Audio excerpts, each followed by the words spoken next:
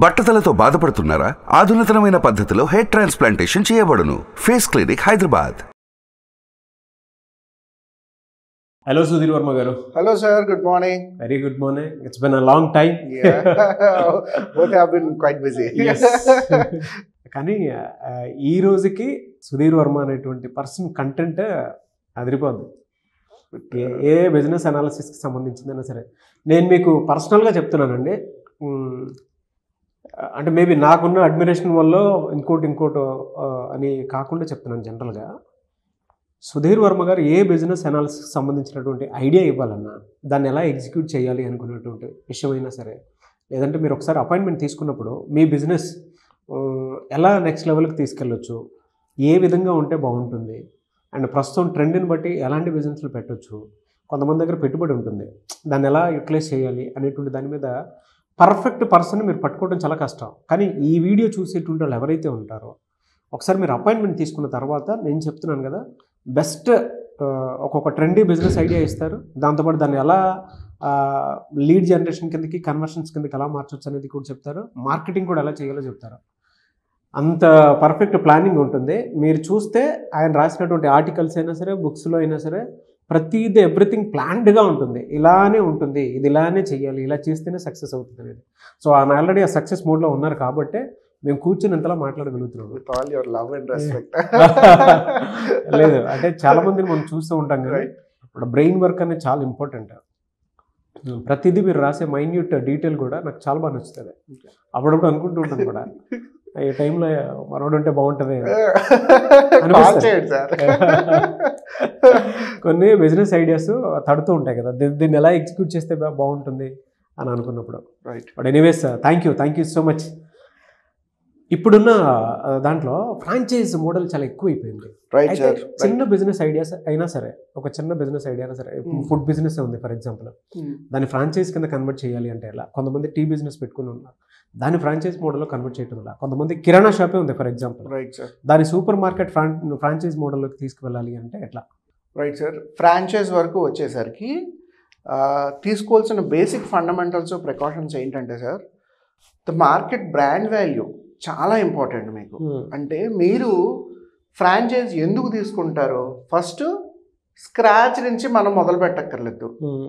Already చేసిన వాడు ఉంటాడు, వీడి తాలూకా టర్న్ ఓవర్స్, ఫిగర్స్ ఎలా ఉన్నాయి.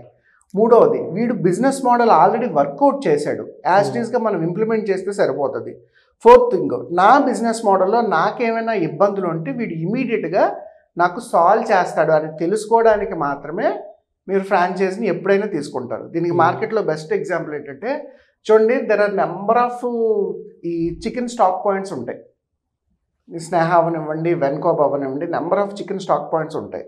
వీటన్నిటికీ ఫౌండర్ ఒక పర్సన్, పేరు అనవసరం, ఫౌండర్ ఒక పర్సన్. ఆయన మీరు ఎప్పుడైనా అడగండి, ఆయన లాస్ట్ 25-30 years పైగా ఈ chicken livestock point, chicken సెంటర్స్కి ఈ సప్లై చేసే మోడల్లో ఉన్నాడు. అంటే 30 years ఒక బిజినెస్ని చూశాడు ఆయన. ఒకే ఒక బిజినెస్ని 30 years చూశాడు. ఇన్ అండ్ అవుట్, డెప్త్, ప్రతిదీ తెలుసు. అంటే ఏ ఫ్లూలు వచ్చేటప్పుడు ఎలా ఉంటుంది, సమ్మర్ వచ్చేటప్పుడు ఎలా ఉంటుంది, ఏమైనా వైరస్లు వచ్చేటప్పుడు ఎలా ఉంటుంది, వర్షాకాలం ఆ బిజినెస్ ఎలా ఉంటుంది, పొలిటికల్ ఎంట్రీస్ వచ్చేటప్పుడు ఆ బిజినెస్ ఎలా ఉంటుంది, ఇన్ అండ్ అవుట్ ప్రతిదీ మీకు ఫ్రీగా చెప్తాడు. అంటే నా ఉద్దేశం ఏంటంటే, ఎప్పుడైనా మీరు ఫ్రాంచైజ్ మొదలు పెట్టాలి అనుకుంటే మీరు డబ్బులు సంపాదించడానికి ఫ్రాంచైజ్ ఎక్స్పాన్షన్ చేయకూడదు. మీ మోడల్ని వేరే వాడికి సింప్లిఫై చేయడానికి ఫ్రాంచైజ్ ఎక్స్పాన్షన్ చేయాలి. ఈరోజు నేను ఒక రెస్టారెంట్ ఓపెన్ చేశాను, వితిన్ 1 monthలో నేను ఫ్రాంచైజ్కి వెళ్ళకూడదు. ఒకవేళ మీరు తీసుకోబోయేదైనా ఆ బిజినెస్ ఎన్నాళ్ళ నుంచి ఉందో వెరిఫై చేయాలి. వాడు స్టార్ట్ చేసి జస్ట్ 1 month, 6 months, 1 year అవుతుంది, అప్పుడే మనకి ఫ్రాంచైజ్ ఇస్తున్నాడు అంటే తీసుకోవడం అనవసరం సార్. అటువంటి ఫ్రాంచైజీలు తీసుకోకూడదు దయచేసి. ఎందుకంటే 1 yearలో మీరు ఏమీ తెలీదు, 1 yearలో మీకు ఏమీ తెలియదు ఒక బిజినెస్ మోడల్లో. కనీసం 4 years, 5 years ఉన్న మోడల్స్ మాత్రమే ఫ్రాంచైజ్ కింద తీసుకోవాలి. అండ్ ఎగ్జిక్యూట్ చేసేటప్పుడు కూడా ఎందుకు ఆ 1 year, 2 years టైం చెప్తానంటే, చూడండి మనకి ఇయర్లీ 12 months ఉంటాయి, 3 seasons దాటుతాయి. ఇప్పుడు ఐస్ క్రీమ్ బిజినెస్ ఉందనుకోండి, సమ్మర్లో బాగా అవుతుంది, రైనీ సీజన్లో కొంచెం తక్కువ అవుతుంది, వింటర్లో యావరేజ్గా అవుతుంది. And apart from that B2B, B2 sales అనేవి కొన్ని ఉంటాయి.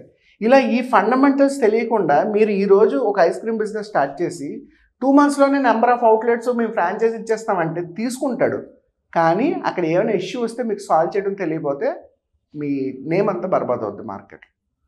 సో ఇది ఫస్ట్ ప్రికాషన్. అంటే ఫ్రాంచైజ్ తీసుకునేటప్పుడు మీరు తీసుకోబోయే కంపెనీ స్టార్ట్ చేసి ఎన్నాళ్ళైంది, ఓకే, ఆ బ్రాండ్ వాల్యూ. 2, వాడి తాలూకు యునిక్ సెల్లింగ్ పాయింట్ ఏంటి. ఇవాళ మీకు కేఎఫ్సి ఉంది, కేఎఫ్సికి రెప్లికాస్ చాలా తక్కువ ఉన్నాయి, ఎక్కడో ఎవడో పెట్టుండొచ్చు ఆ మూల ఈ మూల, కానీ కేఎఫ్సి బిజినెస్కి మేజర్ కాంపిటీషన్ లేదు. అవును. మెక్డానల్డ్స్ మేజర్ కాంపిటీషన్ లేదు. పిజ్జా హట్, డామినోస్ వీళ్ళిద్దరూ కొంచెం సిమిలర్ లైన్ ఆఫ్ బిజినెస్లో ఉన్నారు. కానీ వాళ్ళ కేఎఫ్సి ఫ్రాంచైజ్ తీసుకుంటే కళ్ళు మూసుకుని డబ్బులు వస్తాయి.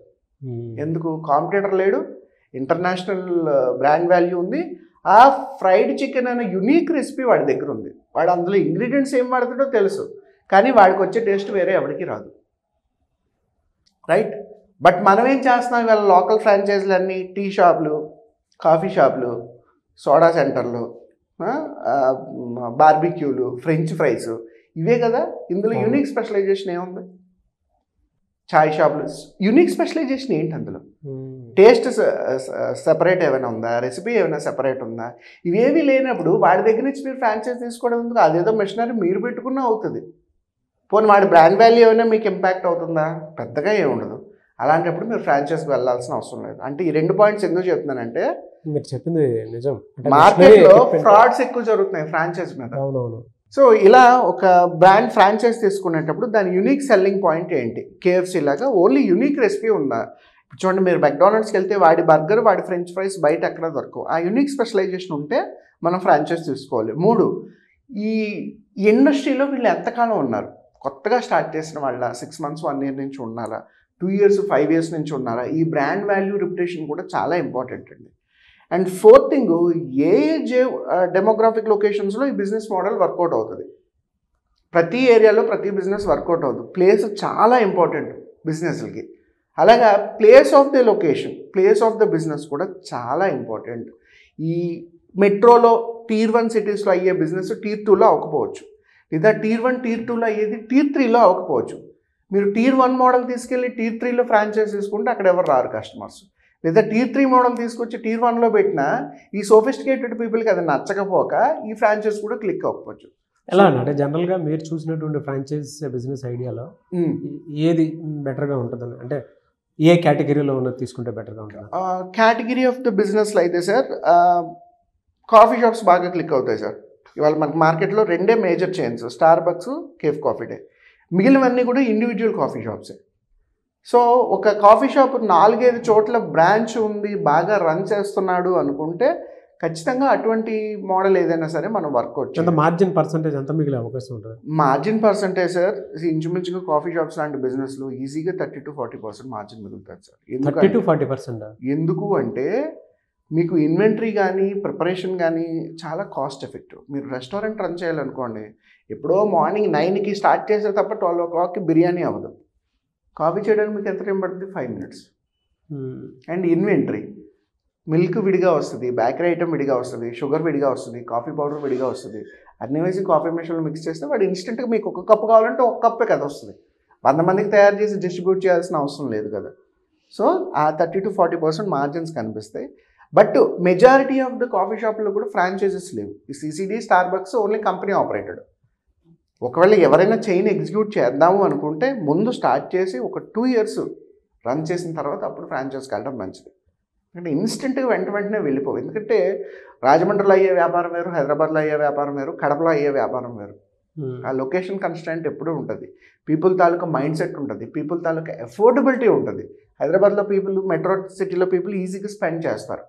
బట్ మనం ఒక Tier 3 సిటీ తీసుకుంటే అంత ఈజీగా 100-150 కాఫీకి స్పేర్ చేయరు.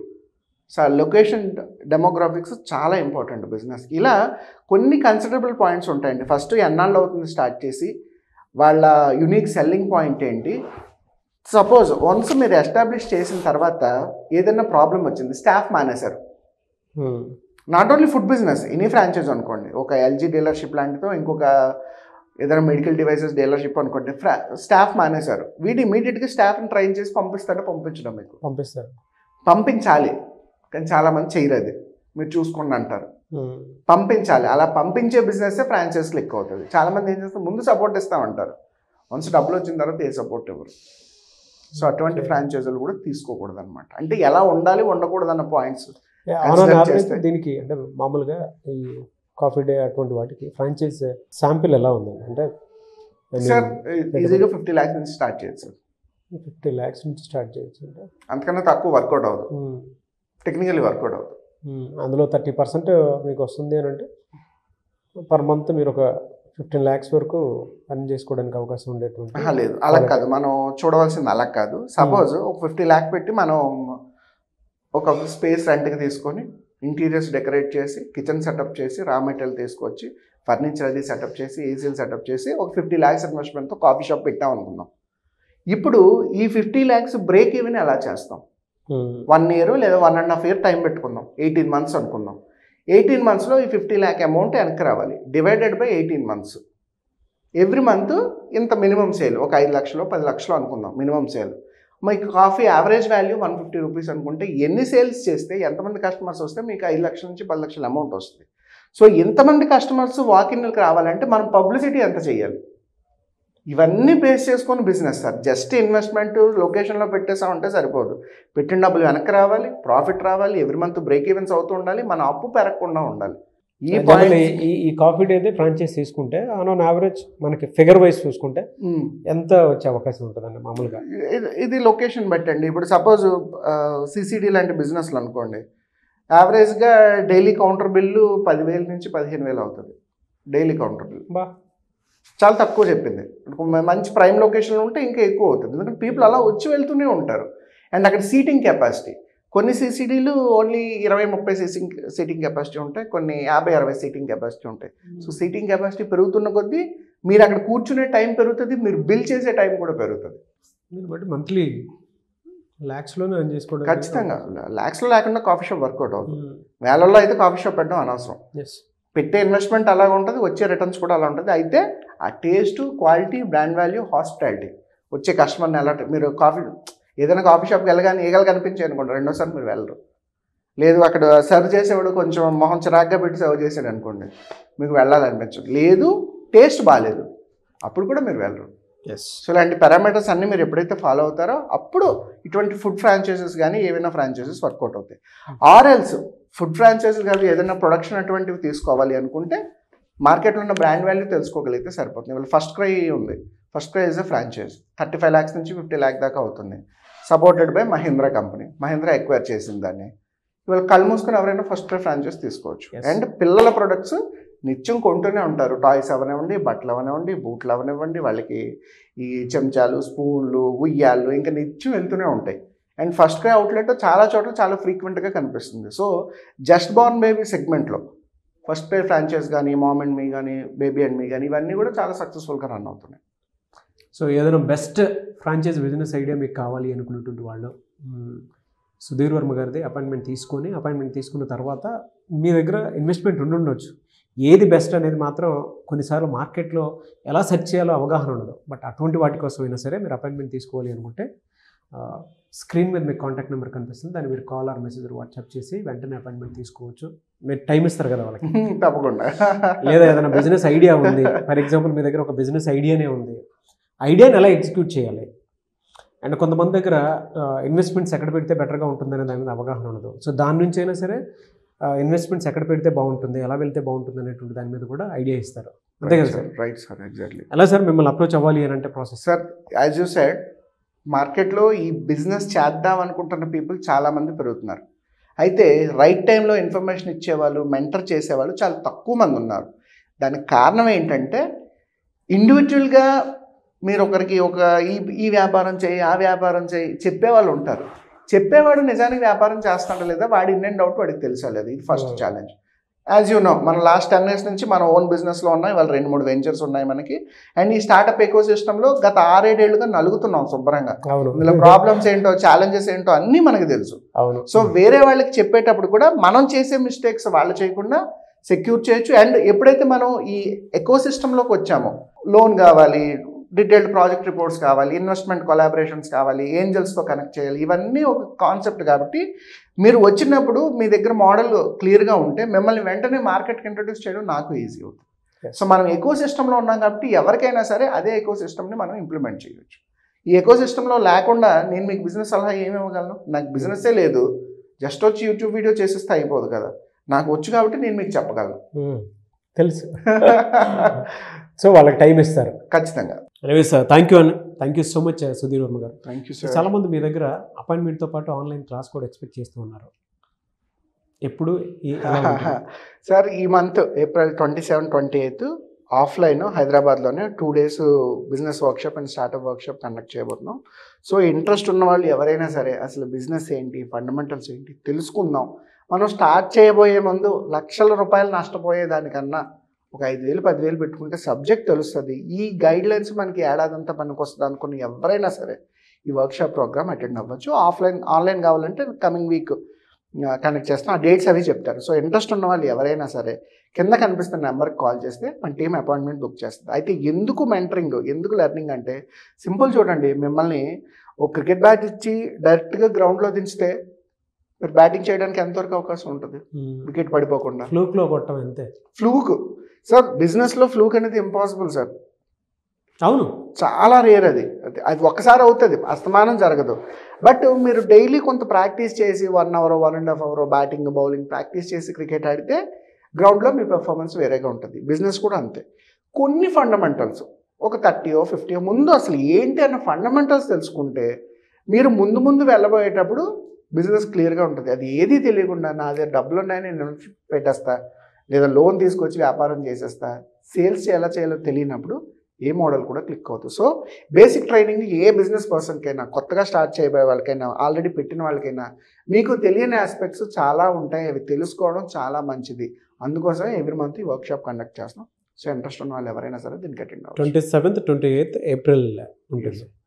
ఫర్దర్గా ఏ విధంగా ఉంటుందండి సార్? వన్స్ ట్రైనింగ్ అయిన తర్వాత వాళ్ళ దగ్గర ఉన్న బిజినెస్ మోడల్స్ ఏంటి, వాళ్ళకి లోన్స్ ఏమైనా అవసరం అవుతాయా, ప్రాజెక్ట్ రిపోర్ట్స్ అవసరం అవుతాయా, వేరే వాళ్ళతో జాయింట్ పార్ట్నర్ చేద్దాం అనుకుంటున్నారా, లేదా ఉన్న బిజినెస్ని అగ్రెసివ్గా ప్రమోట్ చేద్దాం అనుకుంటున్నారు, ఈ ప్రతి స్టెప్లో, ఎందుకంటే ఇది కేస్ టు కేస్ వేరియబుల్గా ఉంటుంది. ఏ ఇద్దరికి ఒక ఫార్ములా పనికిరాదు. అలా వాళ్ళ మోడల్ని బట్టి మనం ఒక అనాలిసిస్కి వచ్చి ఏ సర్వీస్ వాళ్ళకి ఇస్తే బాగుంటుంది అన్నదాన్ని మనం ఒక రూట్ మ్యాప్ కింద డిజైన్ చేసి అక్కడి నుంచి ఫర్దర్గా వాళ్ళ బిజినెస్కి మనం 100% సపోర్ట్ చేయొచ్చు. Okay, services in the sense ఇది బ్రాండింగ్, సేల్స్ ఎలా చేయాలి, లీడ్ జనరేషన్ ఎలా చేయాలి అనేటువంటిది మీరు కొలాబరేట్ కూడా వెళ్ళే అవకాశం ఉండేలాగా, అంటే ఆ సర్వీసెస్ కూడా సుధీర్ వర్మ గారి దగ్గర ఉంటుంది. అంతే కదా sir? Yes sir, exactly. So వాళ్ళకి కావాల్సినటువంటిది ఒకవేళ వాళ్ళ బిజినెస్ నెక్స్ట్ లెవెల్, వాళ్ళ బిజినెస్ సక్సెస్ అవ్వాలి సార్. సింపుల్ పాయింట్లో చెప్దాం, వాళ్ళ బిజినెస్ సక్సెస్ అవ్వాలి. వాళ్ళకి ఏవీ తెలియవు, ఆ ఇన్ఫర్మేషన్ మనం ఇద్దాం, పని వాళ్ళు చేస్తే సరిపోద్ది. మీ బిజినెస్ నెక్స్ట్ లెవెల్లోకి వెళ్ళేలాగా చూసుకుంటారు. సో ఈ April 27th, 28th క్లాస్కి అటెండ్ అయ్యి దాని తర్వాత కూడా మీకు సర్వీసెస్ కావాలనుకుంటే ఆ విధంగా కూడా మీకు అవకాశం ఉంది. మీరు ఆ విధంగా కూడా తీసుకోవచ్చు. సో స్క్రీన్ మీద కాంటాక్ట్ నెంబర్ కనిపిస్తుంది, దాన్ని మీరు కాల్ ఆర్ మెసేజ్ వాట్సాప్ చేసి వెంటనే క్లాస్కి బుక్ చేసుకోవచ్చు అండ్ ఎన్రోల్ చేసుకోండి. అండ్ లేదు పర్సనల్ అపాయింట్మెంట్ కావాలి అనుకుంటే సుధీర్ వర్మ గారి పర్సనల్ అపాయింట్మెంట్ కూడా తీసుకోవచ్చు. మీరు ఈ వీడియో లైక్ చేయండి, షేర్ మాత్రం తప్పకుండా చేయండి. ఇలాంటి మరిన్ని వీడియోస్ కోసం మా ఛానల్ ఫాలో అవ్వండి. Thank you so much Sudheer Varma గారు. Thank you sir, have a good day. Suman టీవీలో మీ పర్సనల్ అండ్ బిజినెస్ ప్రమోషన్స్ కోసం కింది నెంబర్కి కాంటాక్ట్ చేయండి.